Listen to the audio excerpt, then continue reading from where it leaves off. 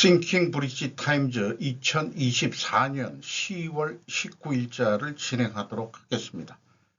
구독, 좋아요 부탁드리고 필요하시면 1.5배속을 보시기 바랍니다.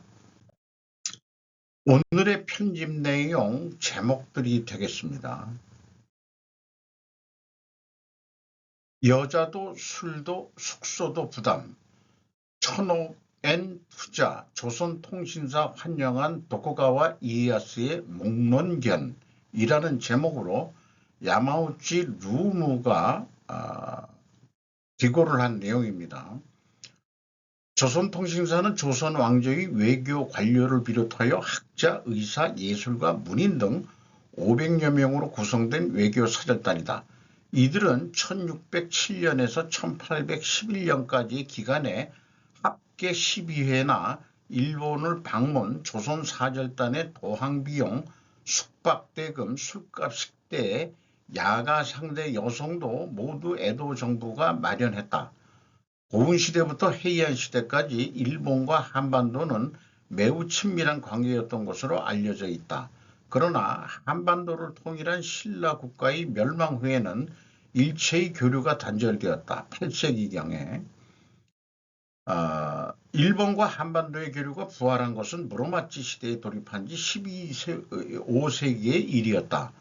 무로마치 막부는 한반도와의 정식 교역을 맺고 양국은 전국시대 말기까지 좋은 관계를 맺고 진행이 됐었다.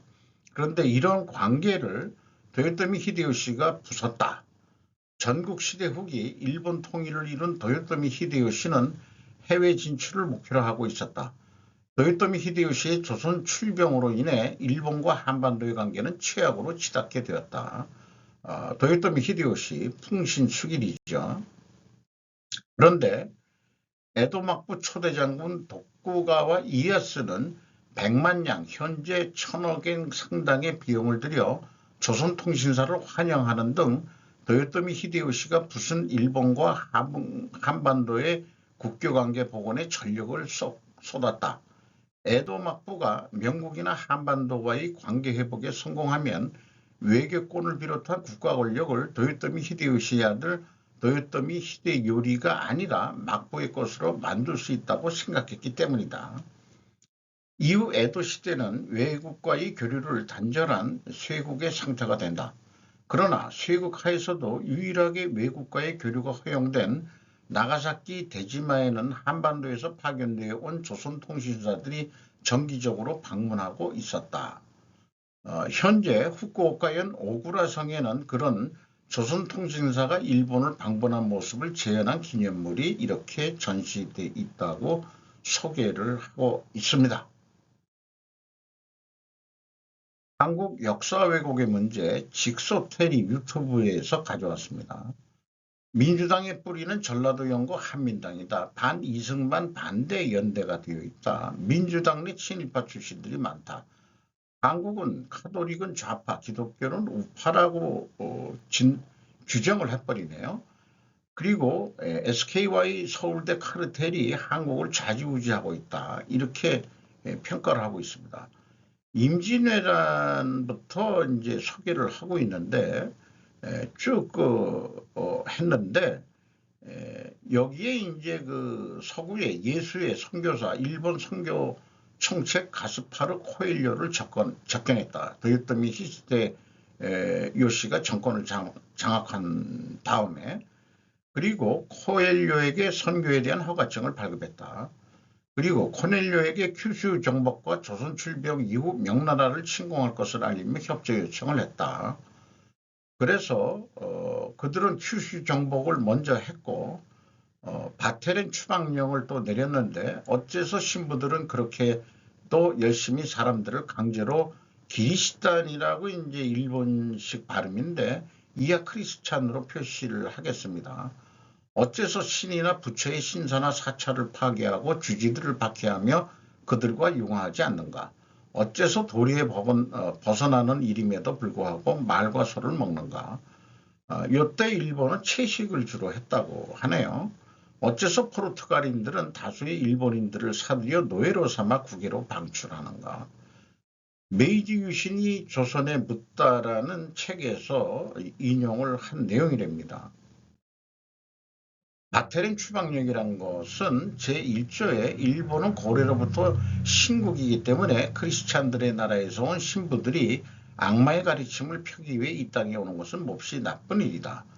2조, 그들은 일본의 여러 영지에서 와서 우리를 그들의 종파로 개종시키고 있다. 이 때문에 그들은 신들과 부처들의 사원을 파괴하고 있다. 3조 생략하고 4조 나우선 포르투갈 상선은 거래를 행하기 위해 내항하는 것이므로 그것과 전혀 별개의 일이다. 거래는 지장 없이 행할 수 있다. 5조 앞으로는 상인뿐만 아니라 인도에서 오는 사람들은 신과 부처의 가르침을 방해를 가하지 않는 한 누구라도 자유로이 일본에 올 수 있다. 이런 것이 바테렌 추방령이라고 그러네요. 그래서 이런 바테른 추방령을 히데요시가 내니까 예수회의 조선 출병 지원이 나오게 됐는데, 바테른 추방령 이후 예수회의 동인도 순찰사였던 알렉산드로 발리냐노 동인도 선교 총책임자로 코엘류 신부를 일본 책임자로 임명한 사람이랍니다.는 히데요시의 추방령이 어떻게든 무효가 되도록 분주하게 움직였다. 실제로 조선에 출병한 그 대부분이 고니시 유키나가 소소행장을 비롯한 크리스찬 다이묘들이다. 예수의 추방령은 이전의 상태로 되돌아가는 것이라는 정보가 일본 전체에 퍼졌다. 이로 인해 각지의 크리스찬들은 대단히 기뻐하여 이내 십자가를 세우기 시작했다고 한다. 요거는 위키피디아에서 가져온 내용이랍니다.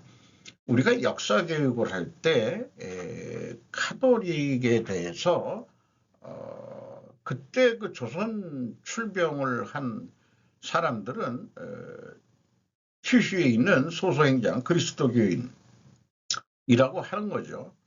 그런데 그러니까 그 예수회 이건 스페인 예수회는 스페인이라고 또 되어 있어요.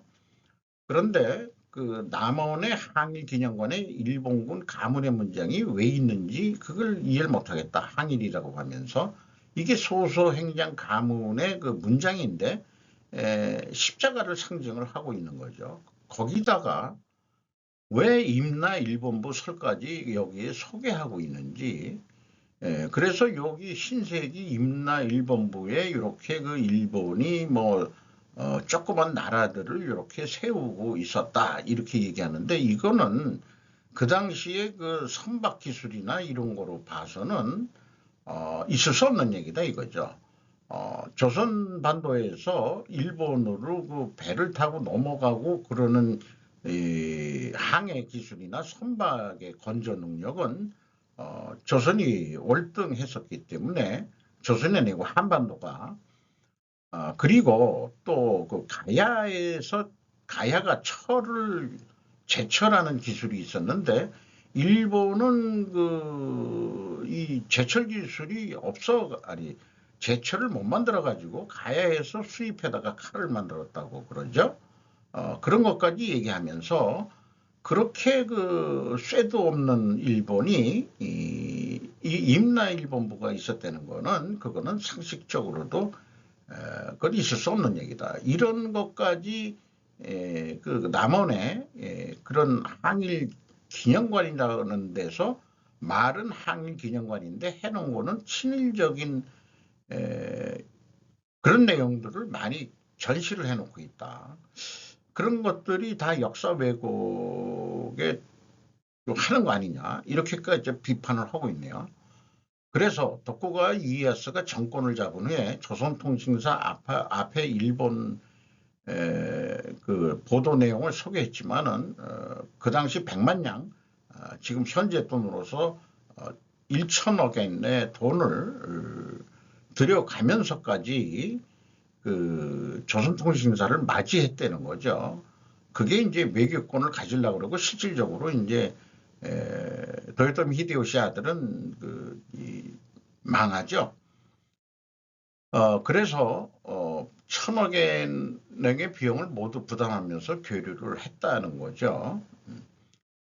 도요토미 히데요시는 전국을 통일한 일본의 영웅으로 인식되나 한국 입장에선 임진왜란을 일으킨 원수일 수밖에 없다. 한국에는 보수와 진보가 없다. 가톨릭과 기독교만 있을 뿐이다라고 얘기를 하네요. 이걸 뭐 못 받아들이는 사람도 있을 수 있겠다고 하지만은 나름대로의 보는 관점이 이렇다는 얘기죠. 한마디로 한국을 선택할 거냐 기독교를 선택할 거냐 한다면은 이 대한민국이란 걸 잊어버리고 기독을 신청한다, 선택한다. 이렇게 되면은 그게 과연 한국 국민이냐라고까지 비판을 하고 있습니다. 그리고 또한 현재 우리나라 좌우는 모두 수구 보수도 아니다. 다 수구 세력일 뿐이다. 이렇게까지 분석 판단을 하고 있네요.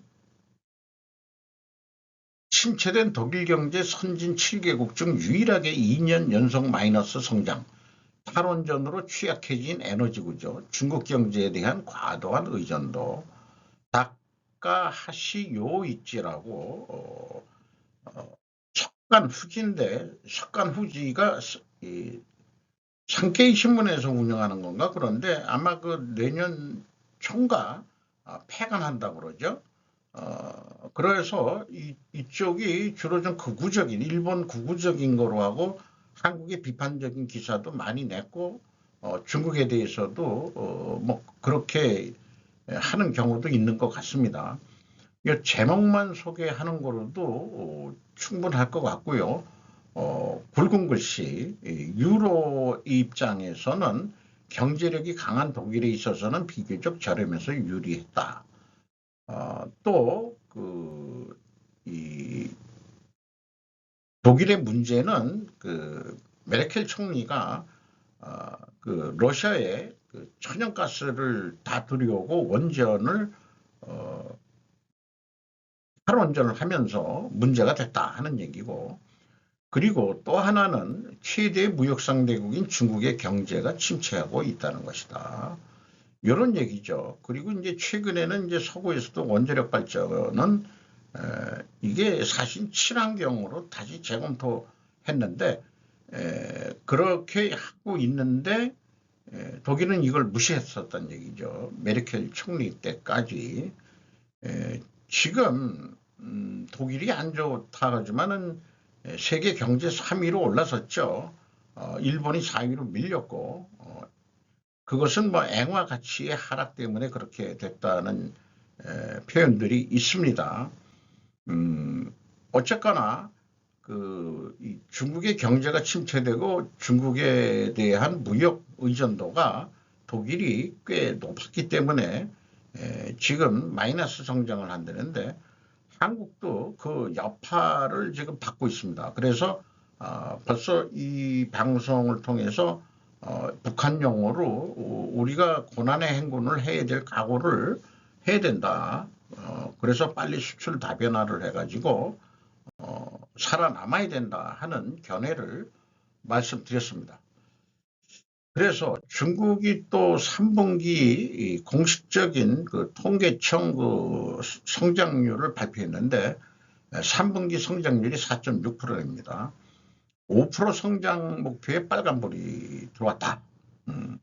뭐 5%보다도 뭐 약간 낮은 건데 그 정도면 괜찮은 거 아니냐 하지만은 실질적으로 국가 전체 규모의 경제 대국 2위다 하지만은 국민 전체의 GDP는 중진국 수준에 이제 들어설까 말까 하는 정도거든요.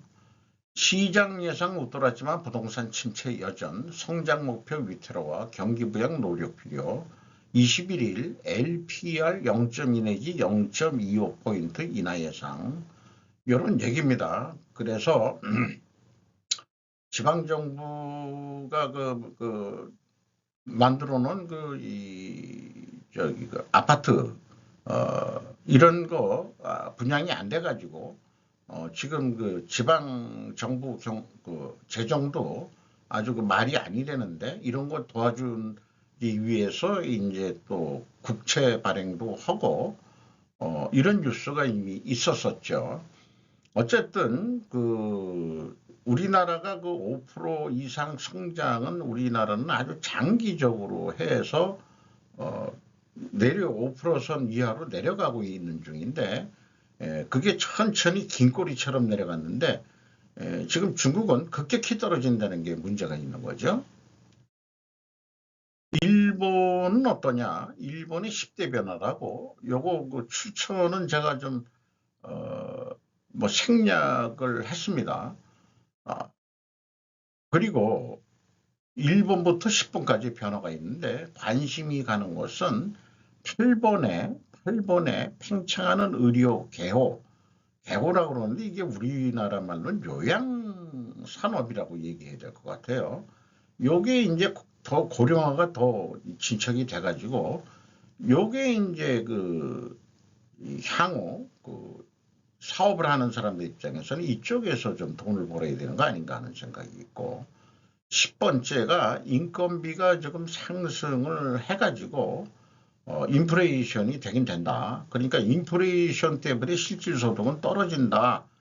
이런 얘기도 있습니다만 어쨌든 일본이 잃어버린 30년 디플레이션 속에 살다가 이제 조금씩 인플레이션 쪽으로 간다. 그런 얘기고요. 우측은 배타적 경제 수역의 영역을 얘기하는 건데 일본 최남단에 위치한 오키노토리 시마 이 작은 섬에 일본이 750억 엔의 거금을 들이는 이유는 여기 어디 있는 모양이에요. 그러니까 여기까지를 친다면은 일본의 경제 수역은 이렇게 넓다. 그러니까 여기에서 이제 섬나라니까 수산물 이런 등등으로 해서 좀 경제가 운영이 되니까 이거를 좀 지탱하려고 여기다가 섬이 자꾸 없어지고 해서 뭐 중국처럼 콘크리트 붓고 뭐 어쩌고 저쩌고 뭐 그런 얘기도 좀 간접적으로 들리기도 합니다. 국외에선 거의 무명 이시바 신임 총리는 미국에서 이렇게 보인다. 뉴스위크지 일본판인데요. 샘 포트리키오 조지타운대 교수입니다. 사상 최연소나 첫 여성 수상도 아닌 이시바 신임 수상은 미국에서는 백지 상태에서 시작. 그러나 만만치 않은 것은 미국 대통령에게는 있을 수 없는 정치 경력과 등등 이시바는 미국인, 일본 외교 매니아는 제외 사이에서 백지에 가까운 상태에서 출발하게 된다. 그래도 파격적인 경력과 정치 자세, 개성을 생각하면 단기간의 존재감을 확 높일 가능성은 있다. 독특한 경력은 소속 정당을 뛰쳐나온 뒤 몇 년이 지나서야 돌아와 당 최고 자리에 5번째 도전만에 당선되는 미국 대통령에게서는 있을 수 없는 정치 경력을 가지고 있다. 이시바가 자민당 총재 선거에서 승리하게 된 것은 온건했기 때문일 것이다. 그리고 방위비 증액과 한국과의 관계 강화에 나선 기시다 전 정권의 노선을 계승하게 된다. 세 번째로 새 정부는 이시바 본인의 개성이 파란 요인이 될 가능성도 있다. 그리고 이시바는 총재 선거 중 오키나와 연설에서 20년 전 미군 헬기 추락 사고에 대해 이렇게 말했다. 오키나와 경찰은 현장에 들어가지 못했고 모든 기체잔에는 미군이 수거했다. 이것이 주권국가인가? 이렇게도 발언을 20년 전 사건에 대해서 이번 총재 선거 때 이런 말도 했다는 겁니다. 미국과의 그 관계 이런 게 이제 그 향후 관심이 될 것 같네요. 이시바가 어떤 외교 정책을 쓰든 중요한 것은 주변국의 반응이다. 미국이 대결 태세를 강화하는 중국, 러시아, 이란에 대응하느라 분주한 지금 한국이 이시바 총리 탄생에 보인 호의적인 반응은 긴박해지는 동아시아 민주주의 진영의 단계를 보여주는 신호탄으로 평가하고 있다. 지금 미국이 지금 바빠 죽겠는데 지금 총리가 바뀌고 미일 관계 다시 우리 계속 괜찮지? 이런 얘기를 할 시간이 없는데 이제 한국이 먼저 우호적인 호의적인 반응을 먼저 총리 축하한다. 이런 식으로 나온 것을 미국인 입장에서는 좀 민주주의 진영의 단계를 보여주는 신호탄이다. 이렇게 표현을 해주고 있네요. 또 이시바가 8월에 대만을 방문해 요끼히요노리 이건 일본식 발음이네요. 그 대만 총통 이름을 총통과 회담한 이래 중국은 경계를 강화하고 있다. 조만간 흔들기 시작할 것이다. 가장 중요한 미국 대통령과의 관계에서는 해리스가 되든 어떻게 되든 좋은 개인적인 관계를 맺을 뿐 아니라 치열한 정치 대립으로 양극화된 미국과 어떻게 사귈지를 고민할 필요가 있다.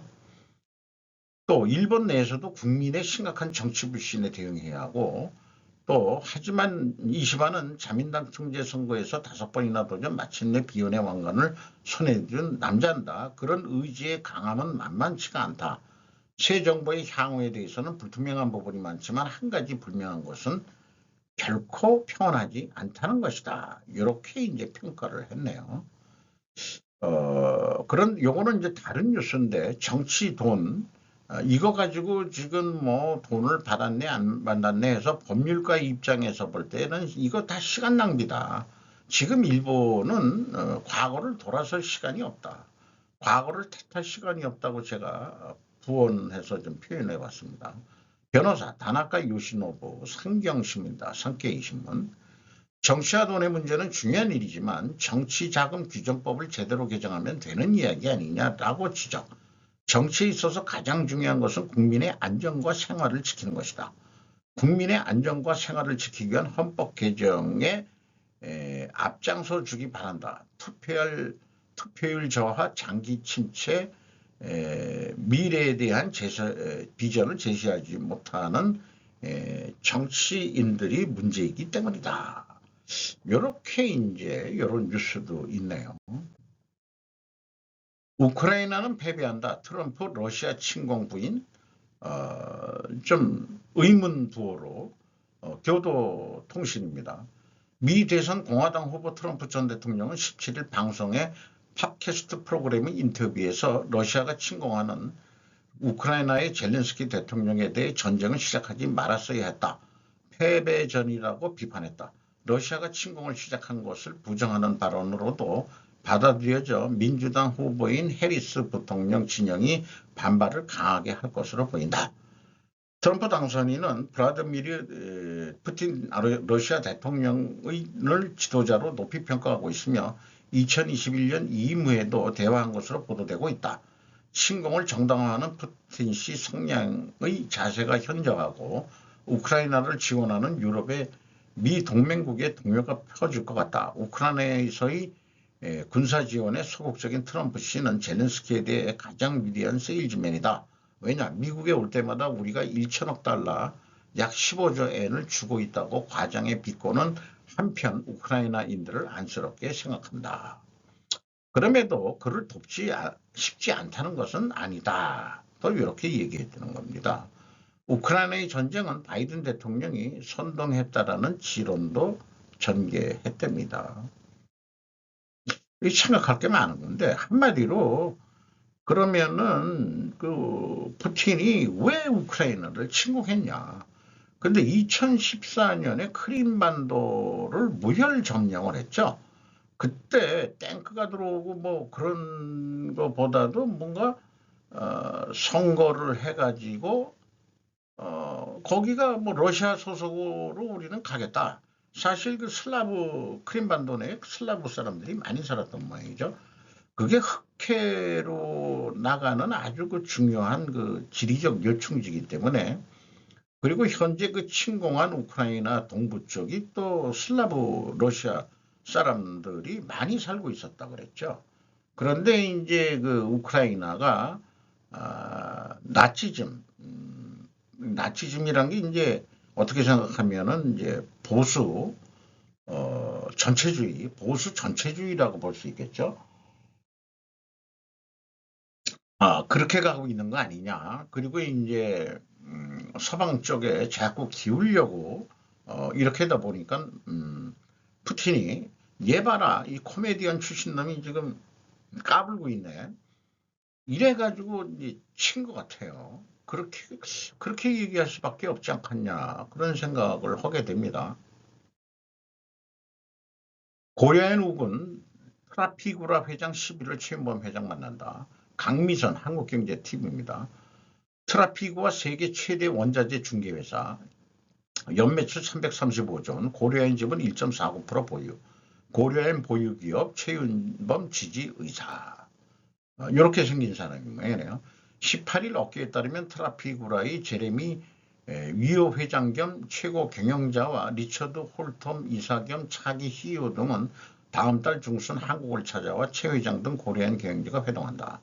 그러니까 자기가 이제 회장 겸 CEO를 했는데 나도 좀 하고 그다음에 이제 그 새로 우리 그 리처드 홀텀이라는 이사가 CEO가 되는데 아주 그 주요 고객이니까 그 대표 변동되는 대표까지 와가지고 인사 겸 해서 그리고 또 고려인 지분을 1.49%까지 가지고 있으니까 뭐 어떤 일이 있더라도 나는 당신 편이요 라고 하는 것 같습니다. 여기는 그 트라피구라에 대한 소개 그리고 고려인의 그 사업 관계, 협력 관계 그 다음에 지금 고려아연이 그 자회사 캔코로 그 오리런 니켈 재련소 투자를 지금 하고 있는데 이 그 오리런 니켈 재련소에 니켈 원료를 장기 계약하는 계약도 체결도 됐고 이런 것도 소개를 하고 있고요. 참고적으로 최윤범 회장의 트로이칵 드라이브는 신재생 2차 전지 소재 자원순환 사업 전략을 시행하면서 추진된 것들도 소개를 하고 있습니다. 국회에서 고려인 분쟁 캐스팅 보트된 국민연금 공단 이사장 장기 수익률 제고 측면에서 판단하겠다. 박유빈 세계일보입니다. 김태현 국민연금 이사장이네요. 국회 보건복지위원회 국정감사에서 고려인 경영권 분쟁과 관련 국민연금이 수탁자 책임위원회에 안건을 올려 사회적 가치 등 종합적 판단을 해야 한다는 의견에 동의하느냐는 더불어민주당 전진숙 의원의 질의에 이같이 답변했다는 거예요. 국민연금은 고려인 지분을 7.83% 보유하고 있다. 2년 전 고려인 주총에서 장영진 영풍고문 이사로 영풍고문을 이사로 선임하는 안건에 반대표를 던졌었다. 그 정도면은 뭐 지금도 고려인에 손을 들어줄 것 같네요. MBK 파트너스와 영풍연합이 고려인 경영권 인수를 추진하면서 이번에도 국민연금이 의결권을 행사할지 주목받고 있다. 고려인은 오늘 23일까지 자사주 공개 매수를 진행 중이다. MBK 영풍 측은 공개 매수 절차가 끝나면 임시 주주총회 소집을 요청할 것으로 전망된다. 또 부동산 가격이 상당히 많이 올라 부를 이루기 힘든 상황에서 금투세가 젊은 세대에게 어떤 희망을 줄 수 있는지 고려해야 한다며 금투세가 그 기관 투자 주식 투자를 저해하는 측면 개인과 법인을 그런 차원에서 보는 측면 등을 종합적으로 검토해야 된다. 그리고 이런 의견은 사견을 말씀드리는 것이지 공식적인 연금공단의 이슈는 아니다라고 또 그렇게 표현을 했답니다. 금리 인하는 대출 규제에다가 플러스 전세 상승, 올가을 집값은이라고 미리네 비즈와치에서 했는데 우리나라 그 금리 변동 상황을 좀 잘 그려줬네요. 요건 뭐 다른 데도 계속 써먹을 수 있는 것 같습니다. 서울 아파트값 상승률 5주 만에 확대, 30주 연속 상승 수도권 전국도 고개 들었지만 대출 규제서 거래량 줄어 제한적 상승세 전망, 매매 관맹세의 실수요자층 전월세로 가격 부담은 올라간다. 부동산원 백세론 수석연구원은 전세 시장도 매매 시장도 마찬가지로 대출이 억제된 상태에서 보증금 부담이 커지고 있다며 높아진 매매가에 도달하지 못한 수요층이 임대차 시장에 머물 가능성이 높아 가격 상승 압력이 강해질 여지가 있다고 분석을 했다. 이런 뉴스네요.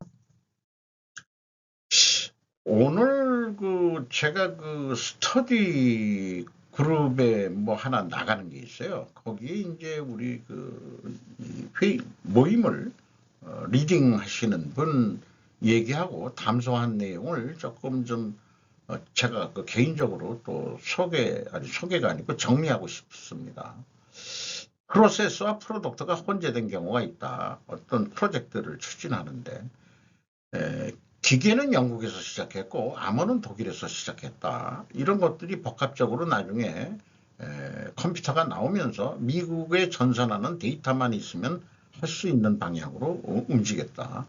유럽이 미국의 소프트웨어를 뒤쫓았으나 프로세스 중심으로 시작을 했다. 결과는 실패했고 미국이 그래서 AI를 앞서게 나가게 되었다.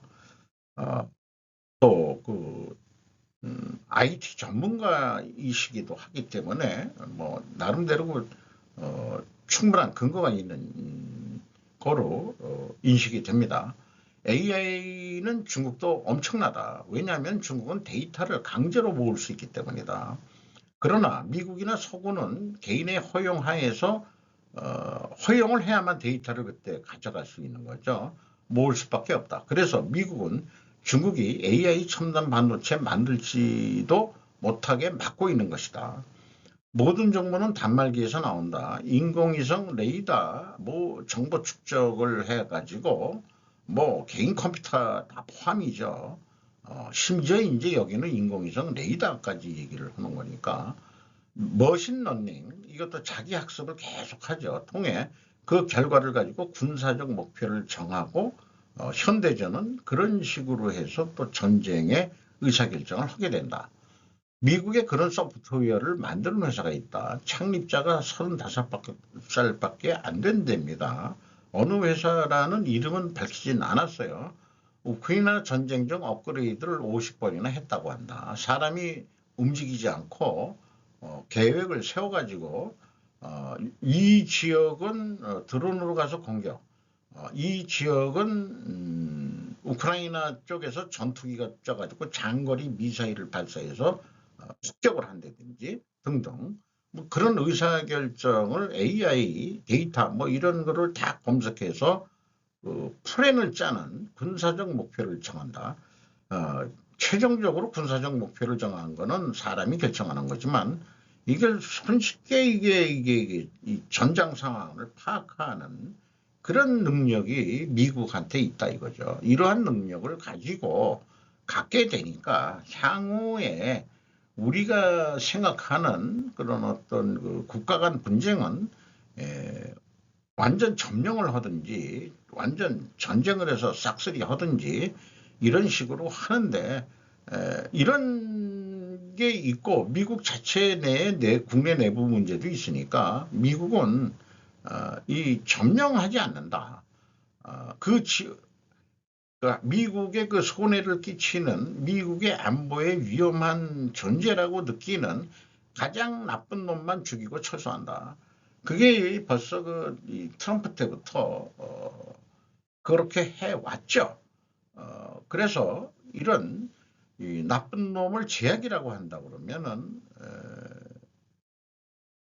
그놈만 드론으로 죽이고 돌아오는 거죠. 이렇게 이해가 됩니다. 그래서 그것이 제약이라면은 제약이론 경영을 미국이 지금 전략으로 그걸 하고 있는 거 아닙니까? 이렇게 이제 대화를 좀 나눴어요.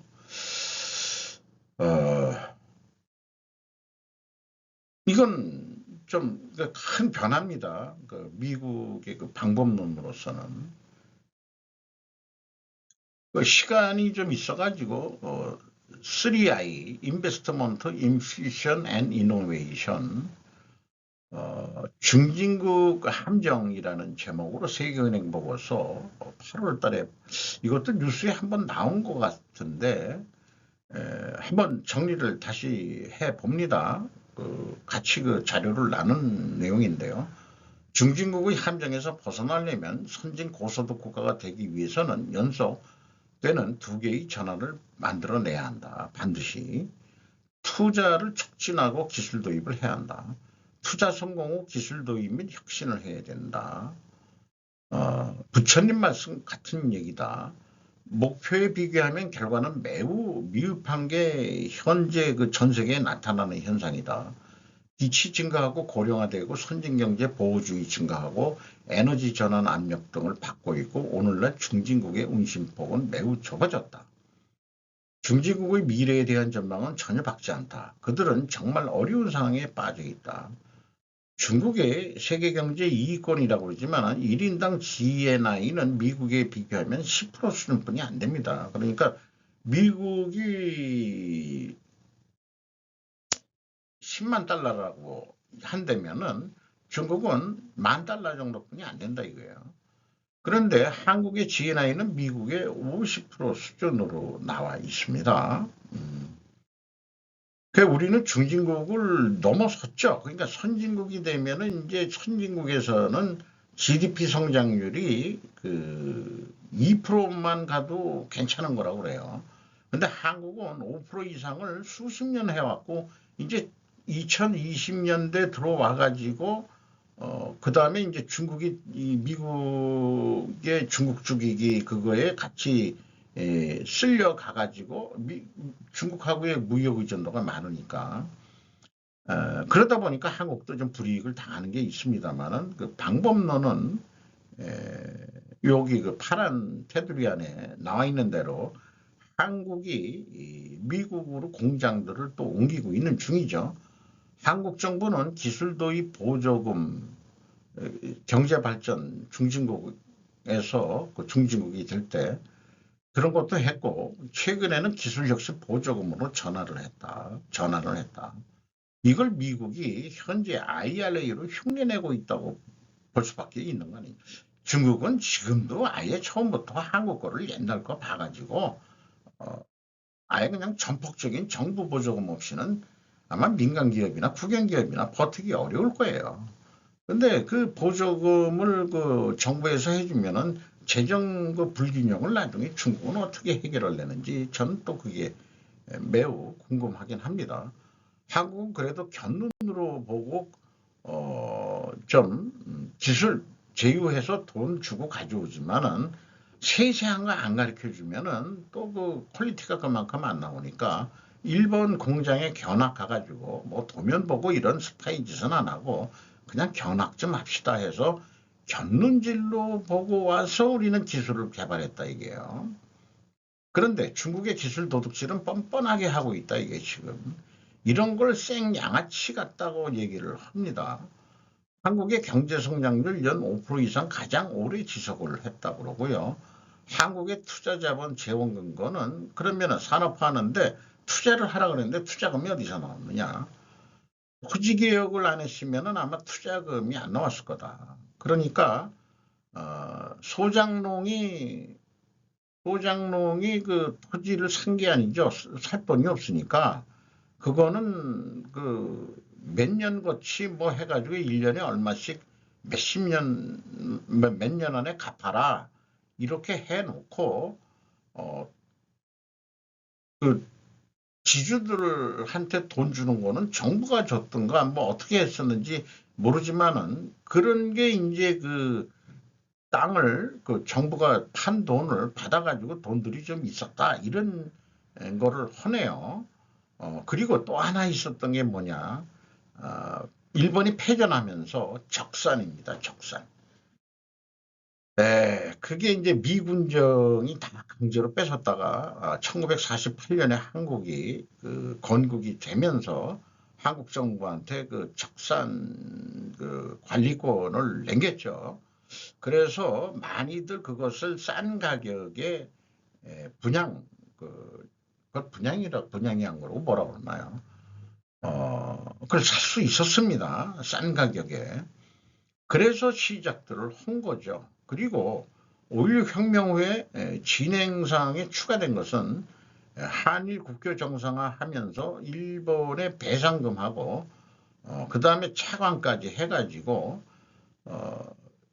국제은행이 돈을 IFC인가요? 거기서 안 빌려주니까 할 수 없이 그 일본한테 가서 그때 그 김정필 그 중앙정보부장이 특사로 가가지고 한일 국교 정상화가 됐었죠. 프랑스 열등감의 발로 프랑스 혁명을 했다고 자랑할 수도 없는 게 결과는 나폴레옹을 황제로 만들어준 것밖에 없다. 프로이 세네게도 1차 대전에 점령당했었고 2차 대전 때는 독일에게 점령당했다. 허구한 날 얻어 터졌다 이게요. 그 미국은 그 식민지 전쟁을 통해서 영국한테서 벗어나는 독립전쟁의 그 승리를 또 했고, 그래서 그 자존심 상한 프랑스 내에서 일어난 운동이 새롭게 사회주의 공산주의 운동이 뭐냐, 프랑스 68 운동이다. 일본의 적군파가 프랑스 해체주의한테 영향을 받은 거다. 새로운 이름을 그걸 뭐라고 그러냐, 피시주의라고 그런다. 그래서 지금 한강이라는 사람이 있어요. 낙동강도 아니고 한강, 대동강도 아니고 피시주의자라고 그러네요. 그래, 피시주의가 뭡니까? 이렇게 물어보면은 인간과 동물의 공생관계를 중심으로 관계를 중심과 주변으로 나눈 것이 해체주의. 그래서 쉽게 말해서 채식주의를 한다. 그럼 식물은 생명체 아니냐는 질문에는 침묵을 합니다. 채식주의자들이. 심지어 남녀마저도 갈라치기를 했어요. 남자를 중심으로 보고 여자를 주변으로 인식을 하니까 여자를 불쌍한 존재로 보는 거죠. 지금 동물과 개와 인간과 동물에서 개를 먹는 것을 그러니까 이게 이 프랑스 이런 데서부터 그런 게 시작을 한 거 아니에요? 그래서 페미니즘이 또 여자를 불쌍한 존재로 보니까 그래서 페미니즘이 또 나오고 그러나 정말로 열등감에서 벗어나지 못하는 나라는 중국 아닌가. 지금 하는 행태가 중화사상을 내세우지만 역사적으로 한족이 중국을 다스린 것은 한나라, 송나라, 명나라 세 번밖에는 없다고 봐야 될 것 같습니다. 그 오랜 세월에 세 번밖에 자기네들이 중국을 지배한 적이 없어요. 그러니 문화혁명의 공산혁명이 성공하면서 문화혁명의 이름으로 과거를 다 지우고 문화도 다 지우고 왜곡하고 주변국들이 다 자신들의 문화라고 주장을 합니다. 그거가 열등감이지 뭐 딴 거 아니지 않느냐, 이런 얘기가 되겠습니다. 이상 마치도록 하겠습니다.